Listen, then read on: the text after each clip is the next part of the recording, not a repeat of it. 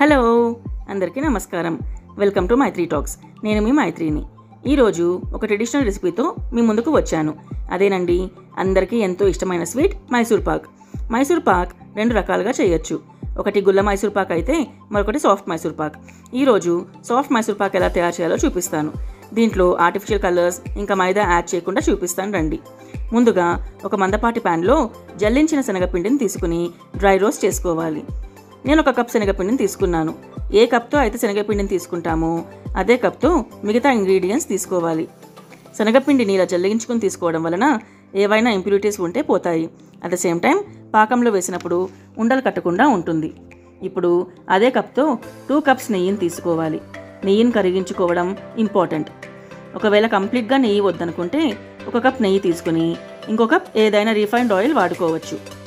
ఇప్పుడు ఈ కరిగించిన నెయ్యి నుండి 1 కప్ నెయ్యిని ఫ్రై చేసి పెట్టుకున్న శనగపిండిలో వేసి మిక్స్ చేసుకోవాలి. ఈ సాఫ్ట్ మైసూర్ పాక్కి ఈ స్టెప్ చాలా ఇంపార్టెంట్. అప్పుడే మైసూర్ పాక్ సాఫ్ట్గా వస్తుంది. ఇంకా పాకంలోకి వేస్తే ఉండలు కూడా కట్టదు. తర్వాత ముందుగానే ఇలా ఏదైనా ట్రే తీసుకోవాలి. ఇది లేకపోతే ఏదైనా అంచులు ఎత్తుగా ఉండే ప్లేట్ అయినా తీసుకోవచ్చు. దీనిని నెయ్యితో గ్రీస్ చేసుకోవాలి. నెక్స్ట్ చక్కెర పాకం పట్టుకుందాం. మనం ఏదైతే కప్తో శనగపిండి తీసుకున్నామో అదే కప్తో 2 కప్పుల చక్కెర తీసుకోవాలి. చక్కెర ప్యాన్లోకి వేశాక 3/4 కప్తో వాటర్ తీసుకోవాలి. చక్కెర కరిగేంత వరకు పాకంని కలుపుతూ ఉండాలి, లేకపోతే చక్కెర అడుగంటుతుంది. పాకం ఒక పొంగు వచ్చాక తీగ పాకం కోసం చెక్ చేసుకుంటూ ఉండాలి. ముదురు పాకం అస్సలు రాకూడదు. తీగ పాకం వచ్చాక ఇందులోకి ముందుగా కలిపెట్టుకున్న శనగపిండి నెయ్యి మిక్స్చర్ని వేసుకుని ఆపకుండా కలుపుతూ ఉండాలి. ఇంకో పక్కన కరిగించి పెట్టుకున్న నెయ్యిని రెడీగా పెట్టుకోవాలి. పాకం ఉడికి ఒక పొంగు రాగానే పక్కన పెట్టుకున్న నెయ్యి గుంతగరిటితోటి కొద్ది కొద్దిగా పోసుకుంటూ ఉండాలి. పోస్తూ కలుపుతూనే ఉండాలి. రెండు సైమల్టేనియస్గా జరగాలి.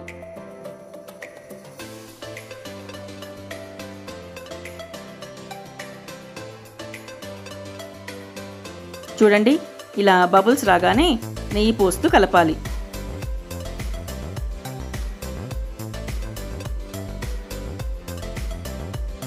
కొద్ది కొద్దిగా నెయ్యి పోస్తూ కలుపుతూ ఉండాలి. ఈ మైసూర్ పాక్కి మెజర్మెంట్ అనేది చాలా ఇంపార్టెంట్. 1 కప్పు శనగపిండికి 2 కప్స్ నెయ్యి, 2 కప్స్ చక్కెర అనేది గుర్తుపెట్టుకోండి. పాకం దగ్గర పడే కొద్దీ పొంగుతూ ఉంటుంది. ప్యాన్కి కూడా అంటుకోకుండా సపరేట్ అవుతూ ఉంటుంది. ఇంకో పక్కన ఇలా బబుల్స్ వచ్చిన ప్రతిసారి మనం నెయ్యిని పోస్తూ కలపాలి.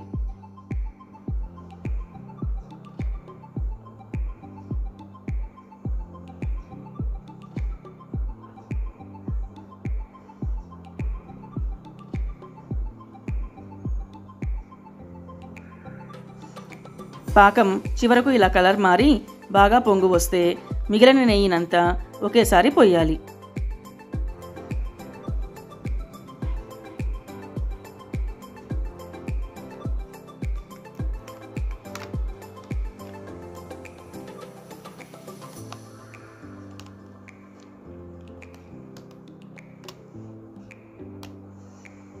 పాకం చిక్కపడే కొద్దీ మనకి ఈ కలర్ అనేది కొద్దిగా లైట్ కలర్లో మారుతుంది.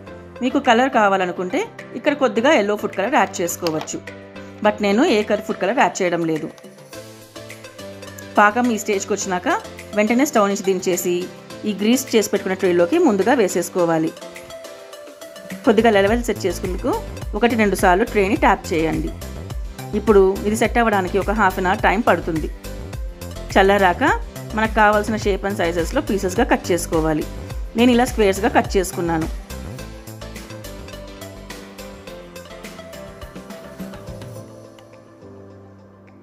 తర్వాత ఈ ట్రే కన్నా పెద్దగా ఉండే ప్లేట్ని ఈ ట్రే పైన బోర్లించి ఈ ట్రేని ఫ్లిప్ చేసుకోవాలి.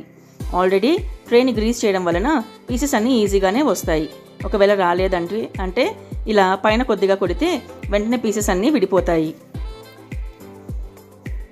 చూసారా, ఎంతో సాఫ్ట్గా టేస్టీగా ఉండే మైసూర్ పాక్ రెడీ అయిపోయింది.